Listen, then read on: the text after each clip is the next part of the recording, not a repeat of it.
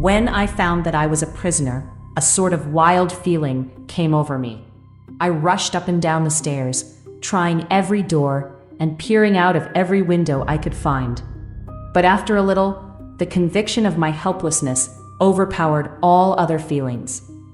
When I look back after a few hours, I think I must have been mad for the time, for I behaved much as a rat does in a trap. When, however, the conviction had come to me that I was helpless, I sat down quietly as I have ever done anything in my life, and began to think over what was best to be done.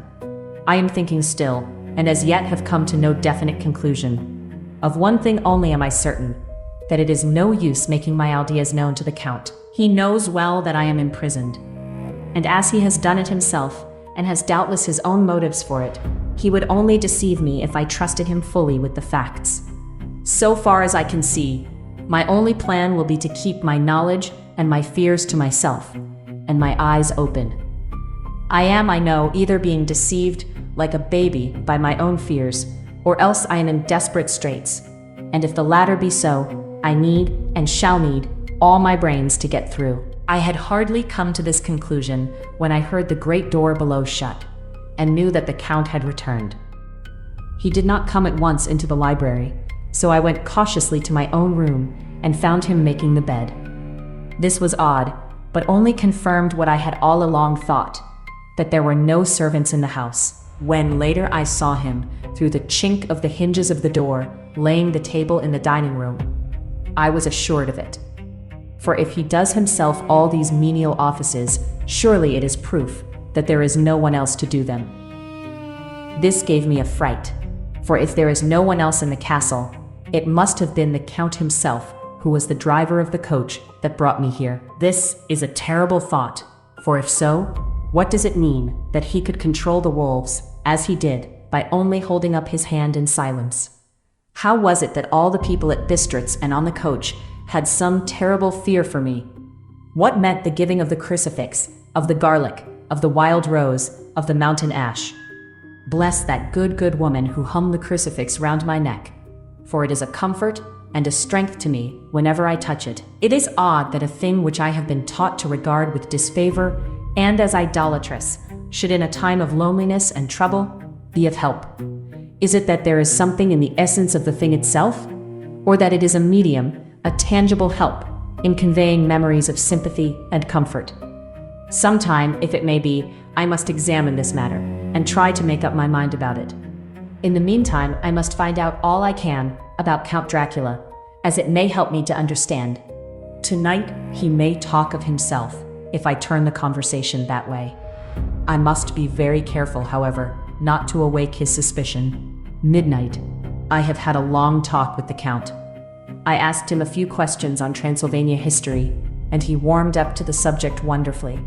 In his speaking of things and people, and especially of battles, he spoke as if he had been present at them all. This, he afterwards explained by saying that to a boyar, the pride of his house and name is his own pride, that their glory is his glory, that their fate is his fate. Whenever he spoke of his house, he always said, "we," and spoke almost in the plural, like a king speaking. I wish I could put down all he said exactly as he said it, for to me it was most fascinating. It seemed to have in it a whole history of the country. He grew excited as he spoke, and walked about the room pulling his great white mustache and grasping anything on which he laid his hands, as though he would crush it by main strength. One thing he said, which I shall put down as nearly as I can, for it tells in its way the story of his race. We Seceles have a right to be proud, for in our veins flows the blood of many brave races who fought as the lion fights for lordship. Here, in the whirlpool of European races, the Ugric tribe bore down from Iceland the fighting spirit which Thor and Woden gave them, which their berserkers displayed to such fell intent on the seaboards of Europe, aye, and of Asia and Africa too, till the peoples thought that the werewolves themselves had come. Here, too, when they came, they found the Huns, whose warlike fury had swept the earth like a living flame, till the dying peoples held that in their veins ran the blood of those old witches, who, expelled from Scythia, had mated with the devils in the desert. Fools, fools. What devil or what witch was ever so great as Attila, whose blood is in these veins? He held up his arms. Is it a wonder that we were a conquering race? That we were proud? That when the Magyar, the Lombard, the Avar, the Bulgar, or the Turk poured his thousands on our frontiers, we drove them back? Is it strange that when Arpad and his legions swept through the Hungarian fatherland, he found us here when he reached the frontier? That the Hohenfoglalis was completed there? And when the Hungarian flood swept eastward, the Szekelys were claimed as kindred by the victorious Magyars, and to us for centuries was trusted the guarding of the frontier of Turkeyland. Aye, and more than that, endless duty of the frontier guard, for, as the Turks say, water sleeps, an enemy is sleepless. Who more gladly than we throughout the four nations received the bloody sword, or at its warlike call flocked quicker to the standard of the king? When was redeemed that great shame of my nation, the shame of Kosovo, when the flags of the Wallach and the Magyar went down beneath the crescent? Who was it but one of my own race who as voivode crossed the Danube and beat the Turk on his own ground? This was a Dracula indeed. Woe was it that his own unworthy brother, when he had fallen, sold his people to the Turk and brought the shame of slavery on them. Was it not this Dracula indeed who inspired that other of his race, who in a later age again and again brought his forces over the great river into Turkeyland, who, when he was beaten back, came again and again and again, though he had to come alone from the bloody field where his troops were being slaughtered, since he knew that he alone could ultimately triumph? They said that he thought only of himself. Bah! What good are peasants without a leader? Where ends the war without a brain and heart to conduct it? Again, when, after the Battle of Mohacs, we threw off the Hungarian yoke, we of the Dracula blood were amongst their leaders, for our spirit would not brook that we were not free. Ah, young sir, the Szekelys, and the Dracula as their heart's blood, their brains and their swords, can boast a record that mushroom growths like the Habsburgs and the Romanovs can never reach. The warlike days are over. Blood is too precious a thing in these days of dishonorable peace, and the glories of the great races are as a tale that is told. It was by this time close on morning, and we went to bed. Mem. This diary seems horribly like the beginning of the Arabian Nights, for everything has to break off at cockcrow, or like the ghost of Hamlet's father. 12 May. Let me begin with facts, bare, meager facts, verified by books and figures, and of which there can be no doubt. I must not confuse them with experiences which will have to rest on my own observation or my memory of them. Last evening, when the Count came from his room, he began by asking me questions on legal matters and on the doing of certain kinds of business. I had spent the day wearily over books, and, simply to keep my mind occupied, went over some of the matters I had been examining at Lincoln's Inn. There was a certain method in the Count's inquiries, so I shall try to put them down in sequence. The knowledge may somehow or sometime be useful to me.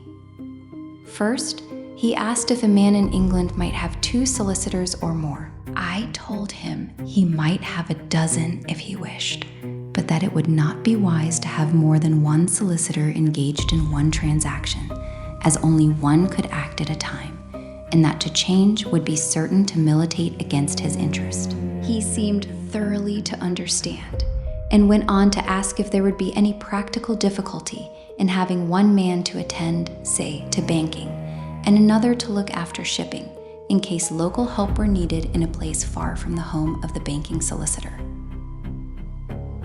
I asked him to explain more fully, so that I might not by any chance mislead him. So he said, I shall illustrate. Your friend and mine, Mr.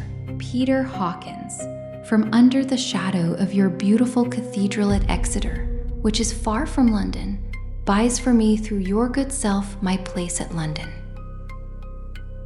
Good. Now here, let me say frankly, lest you should think it strange that I have sought the services of one so far off from London, instead of someone resident there, that my motive was that no local interest might be served, save my wish only, and as one of London residents might, perhaps, have some purpose of himself or friend to serve, I went thus afield to seek my agent, whose labors should be only to my interest. Now, suppose I, who have much of affairs, wish to ship goods, say, to Newcastle, or Durham, or Harwich, or Dover.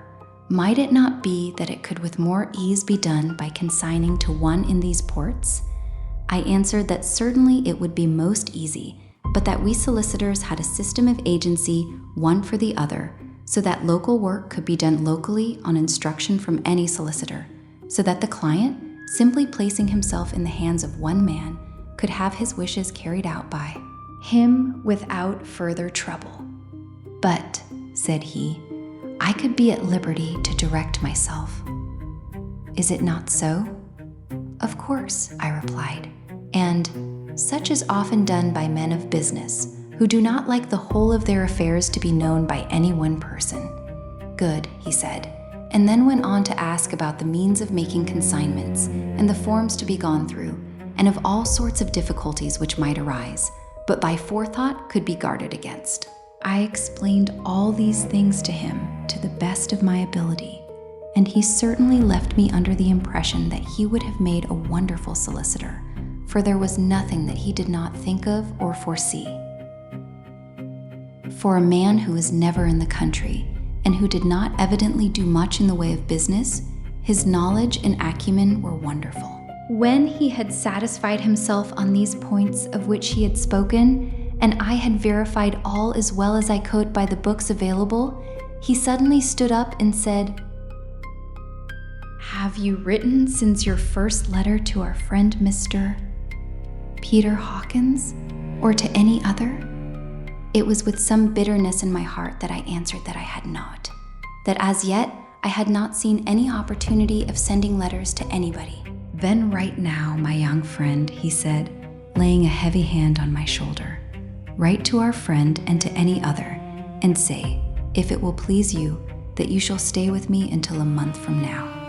"Do you wish me to stay so long?" I asked, for my heart grew cold at the thought. "I desire it much. Nay, I will take no refusal. When your master, employer, what you will, engaged that someone should come on his behalf, it was understood that my needs only were to be consulted. I have not stinted. Is it not so? What could I do but bow acceptance? It was Mr. Hawkins's interest, not mine, and I had to think of him, not myself. And besides, while Count Dracula was speaking, there was that in his eyes and in his bearing which made me remember that I was a prisoner, and that if I wished it, I could have no choice. The Count saw his victory in my bow, and his mastery in the trouble of my face, for he began at once to use them, but in his own smooth, resistless way.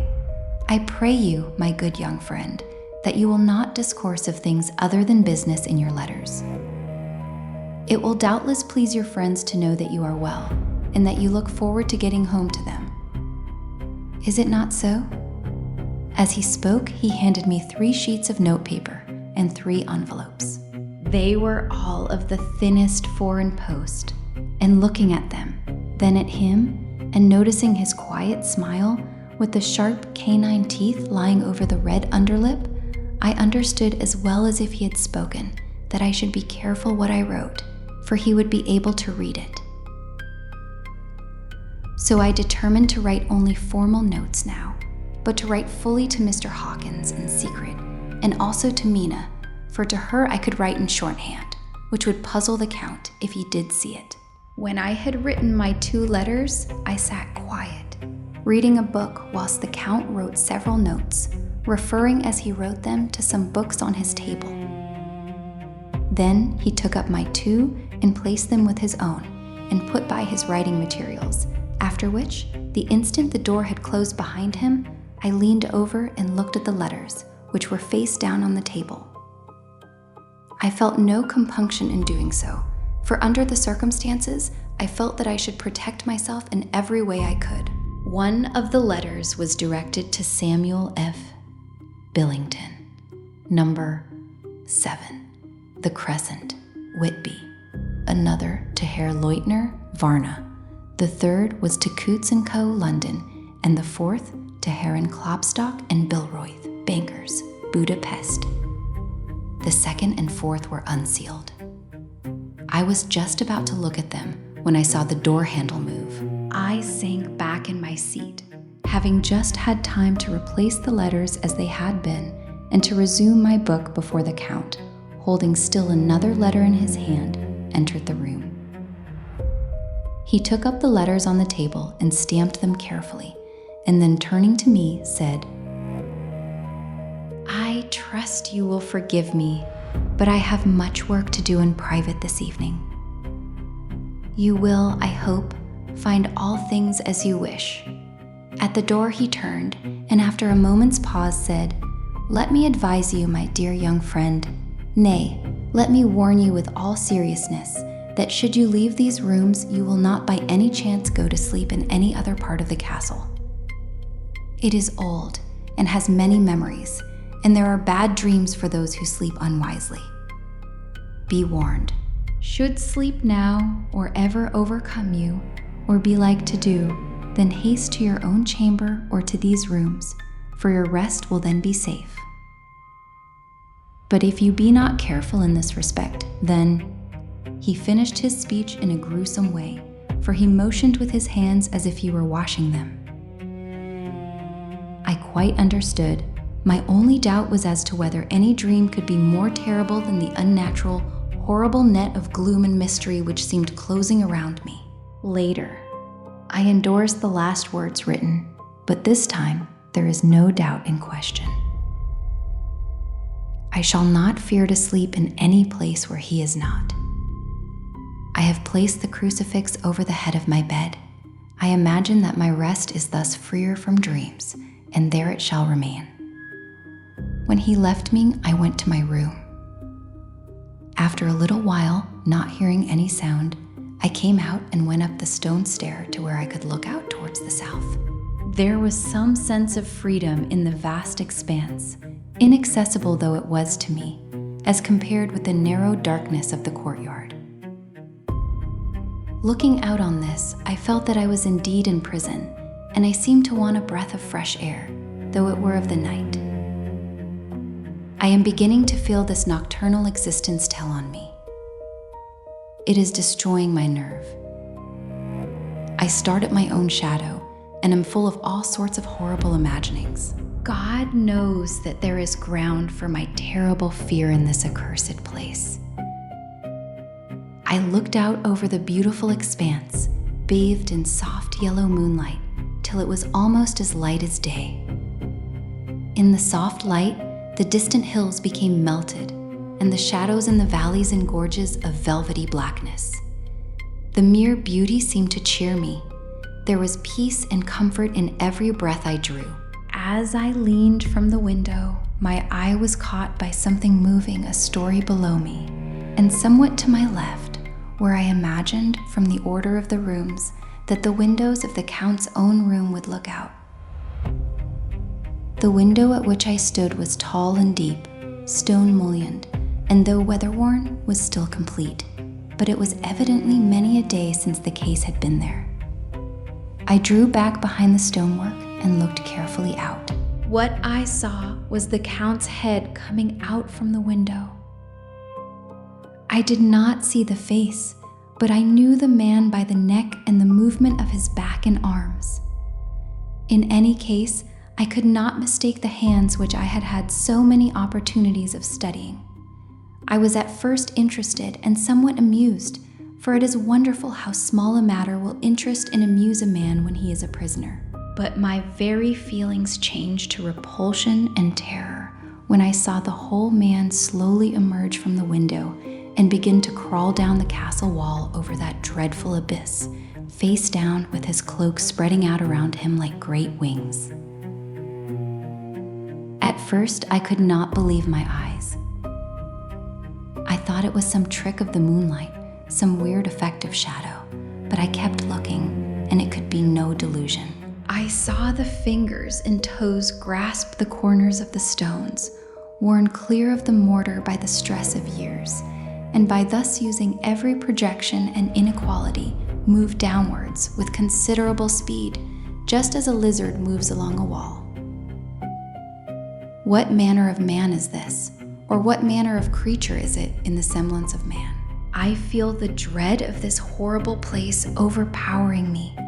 I am in fear, in awful fear, and there is no escape for me. I am encompassed about with terrors that I dare not think of. 15 May. Once more, have I seen the Count go out in his lizard fashion. He moved downwards in a sidelong way, some 100 feet down, and a good deal to the left. He vanished into some hole or window. When his head had disappeared, I leaned out to try and see more, but without avail. The distance was too great to allow a proper angle of sight. I knew he had left the castle now, and thought to use the opportunity to explore more than I had dared to do as yet. I went back to the room, and taking a lamp, tried all the doors. They were all locked, as I had expected, and the locks were comparatively new. But I went down the stone stairs to the hall where I had entered originally. I found I could pull back the bolts easily enough and unhook the great chains, but the door was locked, and the key was gone. That key must be in the Count's room. I must watch, should his door be unlocked, so that I may get it and escape. I went on to make a thorough examination of the various stairs and passages, and to try the doors that opened from them. 1 or 2 small rooms near the hall were open, but there was nothing to see in them except old furniture, dusty with age and moth-eaten.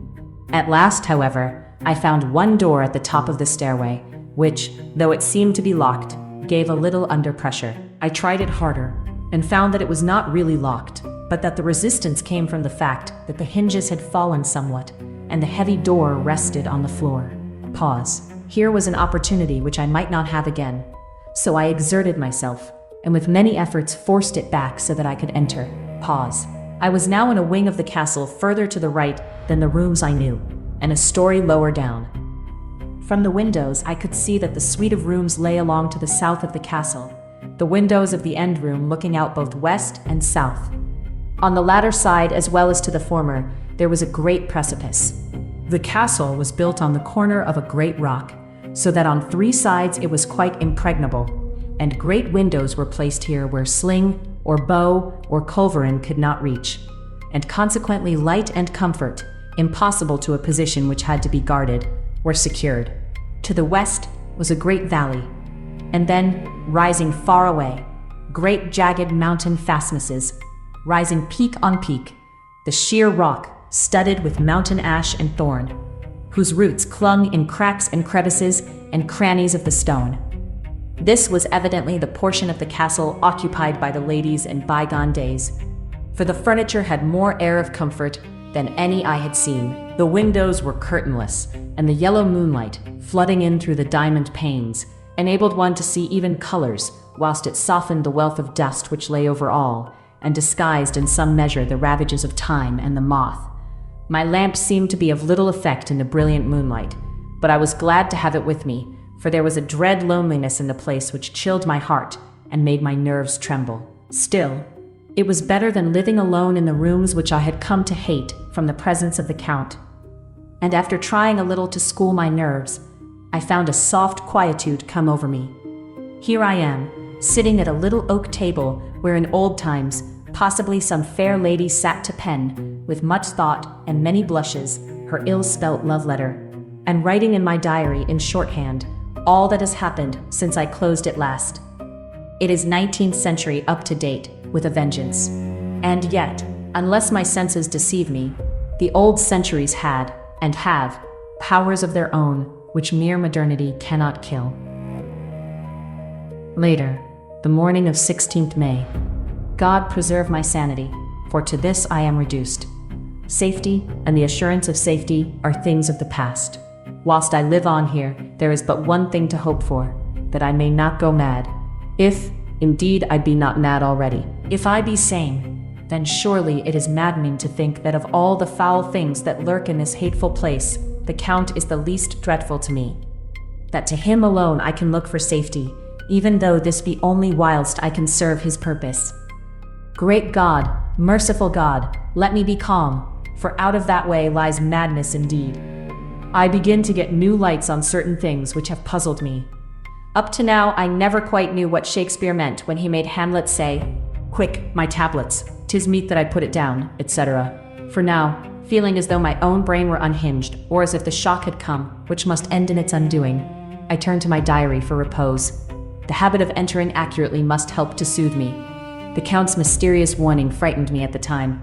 It frightens me more now when I think of it, for in future he has a fearful hold upon me. I shall fear to doubt what he may say. When I had written in my diary, and had fortunately replaced the book and pen in my pocket, I felt sleepy. The Count's warning came into my mind, but I took a pleasure in disobeying it. The sense of sleep was upon me, and with it, the obstinacy which sleep brings as outrider. The soft moonlight soothed, and the wide expanse without gave a sense of freedom which refreshed me. I determined not to return tonight to the gloom-haunted rooms, but to sleep here, where of old, ladies had sat and sung and lived sweet lives, whilst their gentle breasts were sad for their menfolk away in the midst of remorseless wars. I drew a great couch out of its place near the corner, so that as I lay, I could look at the lovely view to east and south, and unthinking of and uncaring for the dust, composed myself for sleep. I suppose I must have fallen asleep. I hope so, but I fear, for all that followed was startlingly real, so real that now sitting here in the broad, full sunlight of the morning, I cannot in the least believe that it was all sleep.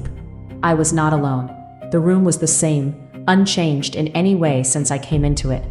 I could see along the floor, in the brilliant moonlight, my own footsteps marked where I had disturbed the long accumulation of dust. In the moonlight, opposite me, were 3 young women, ladies by their dress and manner. I thought at the time that I must be dreaming when I saw them, for though the moonlight was behind them, they threw no shadow on the floor.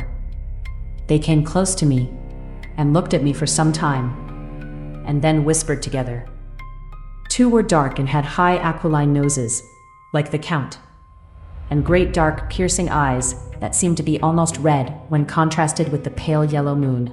The other was fair as can be, with great wavy masses of golden hair and eyes like pale sapphires. I seemed somehow to know her face, and to know it in connection with some dreamy fear, but I could not recollect at the moment how or where.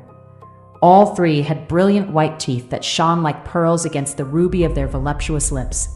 There was something about them that made me uneasy, some longing, and at the same time, some deadly fear. I felt in my heart a wicked, burning desire that they would kiss me with those red lips. It is not good to note this down, lest someday it should meet Mina's eyes and cause her pain. But it is the truth. They whispered together, and then they all 3 laughed, such a silvery, musical laugh, but as hard as though the sound never could have come through the softness of human lips. It was like the intolerable, tingling sweetness of water glasses when played on by a cunning hand. The fair girl shook her head coquettishly, and the other 2 urged her on. One said, "Go on, you are first, and we shall follow. Yours is the right to begin." The other added, "He is young and strong. There are kisses for us all." I lay quiet, looking out under my eyelashes in an agony of delightful anticipation. The fair girl advanced and bent over me till I could feel the movement of her breath upon me. Sweet it was in one sense, honey sweet, and sent the same tingling through the nerves as her voice, but with a bitter underlying the sweet, a bitter offensiveness, as one smells in blood. I was afraid to raise my eyelids, but looked out and saw perfectly under the lashes.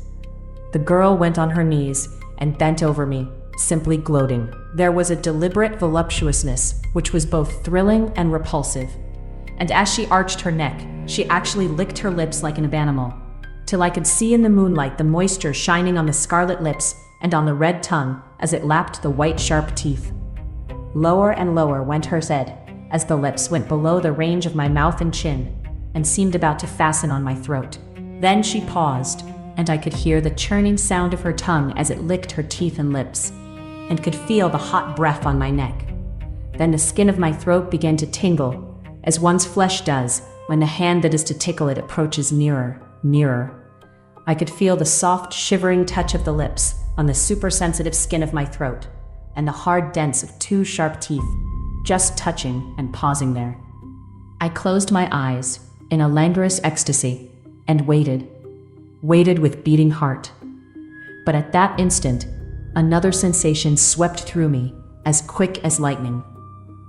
I was conscious of the presence of the Count, and of his being as if lapped in a storm of fury. As my eyes opened involuntarily, I saw his strong hand grasp the slender neck of the fair woman, and with giant's power draw it back. The blue eyes transformed with fury, the white teeth champing with rage, and the fair cheeks blazing red with passion. But the Count, never did I imagine such wrath and fury, even to the demons of the pit. His eyes were positively blazing. The red light in them was lurid, as if the flames of hellfire blazed behind them. His face was deathly pale, and the lines of it were hard like drawn wires. The thick eyebrows that met over the nose now seemed like a heaving bar of white-hot metal. With a fierce sweep of his arm, he hurled the woman from him, and then motioned to the others, as though he were beating them back. It was the same imperious gesture that I had seen used to the wolves. In a voice which, though low and almost in a whisper, seemed to cut through the air and then ring round the room, he said, "How dare you touch him, any of you? How dare you cast eyes on him when I had forbidden it? Back, I tell you all. This man belongs to me. Beware how you meddle with him, or you'll have to deal with me." The fair girl, with a laugh of ribald coquetry, turned to answer him. "You yourself never loved, you never love." On this the other women joined, and such a mirthless, hard, soulless laughter rang through the room that it almost made me faint to hear. Then the Count turned, after looking at my face attentively, and said in a soft whisper, "Yes, I too can love. You yourselves can tell it from the past. Is it not so? Well, now I promise you that when I am done with him, you shall kiss him at your will. Now go, go. I must awaken him, for there is work to be done." "Are we to have nothing tonight?" said one of them, with a low laugh, as she pointed to the bag which he had thrown upon the floor, and which moved as though there were some living thing within it. For answer, he nodded his head. One of the women jumped forward and opened it. If my ears did not deceive me, there was a gasp and a low wail, as of a half-smothered child. The women closed round, whilst I was aghast with horror, but as I looked they disappeared, and with them the dreadful bag. There was no door near them, and they could not have passed me without my noticing. They simply seemed to fade into the rays of the moonlight and pass out through the window, for I could see outside the dim, shadowy forms for a moment before they entirely faded away. Then the horror overcame me, and I sank down unconscious.